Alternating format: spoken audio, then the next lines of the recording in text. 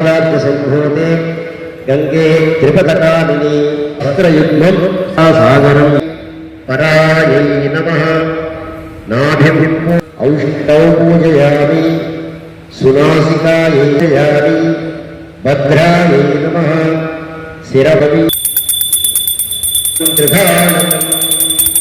रूपमाग्रापयामि समस्त राजोपचारोपचार समर्पयामि प्रतिष्ठ नमस्कारान् समर्पयामि इमां दुःखसागरात् करिष्यामि हुकुं देवी तत्त्वत्या तत्परायण ध्यान ಮಾಡಿಬಿಟ್ಟು ಅದಕ್ಕೆ ಪೂಜೆ ಆರಂಭಿಸ್ತಾರೆ ಕೃತ್ಯಾರ್ಗಕರೆ ಚಕ್ರಂ ಊರ್ಧ್ವಕರೆ ಭಾವೆ ನವಾಂಬರ ಪಲ್ಲವಾಭಾಸಂ ಪಿಂಗಳ ಋತುಗಳ ಹೆಸರಿಡಬಾರ್ದು ಪುರುಷ ಋತ ಹೆಸರಿಡಬಾರ್ದು ಅದು ಮನದಲ್ಲಿ ಸುರತ್ತಮ ಓಂ ಸಹಸ್ರಶೀರ್ಷ ಸ್ಥಾಪಯಾಮಿ ಪೂಜೆಯಾಮಿನೇ ನಮಃ ಗ್ಯಾಸ್ ನೋಡಿ ಮಾಡಲ್ಲ ಅವರವರು ಹೇಳಿದ್ರೆ ಅವರು ಪೂಜೆ ಮಾಡಲ್ಲ ಬ್ರಹ್ಮಾಣಂ ಭಾಸ್ಕರಂ ಶೇಷಂ ಸರ್ವವ್ಯಾಪಿನಂ ಈಶ್ವರಂ ಇದಂ ಆವಾಹಯಾಮಿ ಚತುರ್ಥ ಗ್ರಂಥೌ ಸಪ್ತಮ ಗ್ರಂಥೌ ಬ್ರಹ್ಮಾಣಂ ಆವಾಹಯಾಮಿ ನವಮ ಗ್ರಂಥೌ ಶೇಷಂ ಆವಾಹಯಾಮಿ ವಿಶ್ವರೂಪಂ ಆವಾಹಯಾಮಿ ಅನಂತಂಗಾರ ವಿಕ್ರಂ ವಿಕ್ರಂ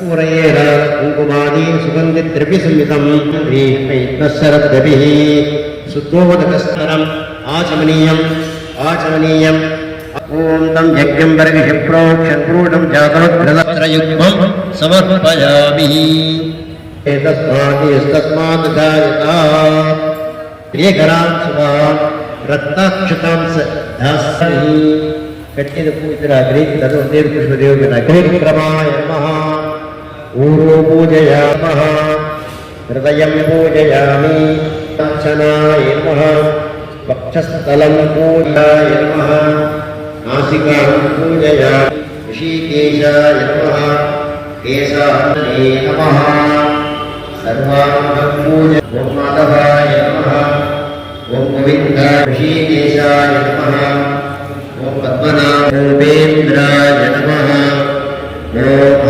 ओम नारसिंहाय नमः ओम नारायण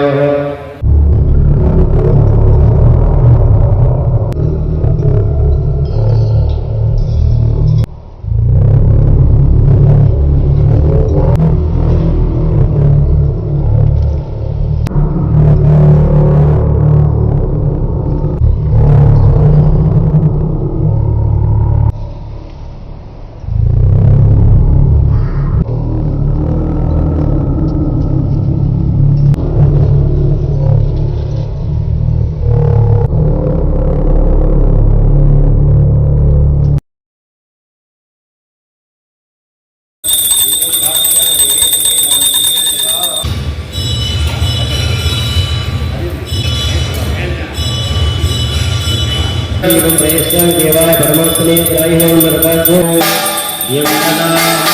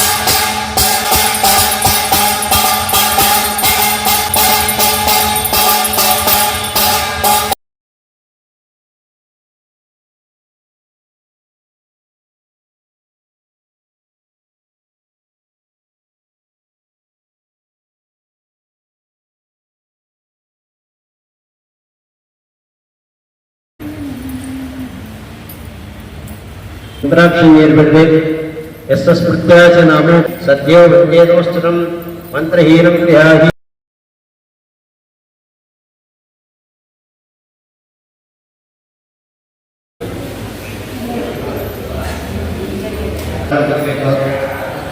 मंत्र रिपीट ಮಾಡಿ ಯಾರು ಅಂತ ತಗೊಳ್ರಿ ತಕೊಂಡು